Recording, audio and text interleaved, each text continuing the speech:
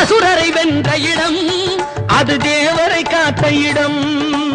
ஆவணி மாசையிலும் வரும் ஐப்பசி திங்களிலும் அன்பர் திருநாள் காணும் இடம், அன்பர் திருநாள் காணும்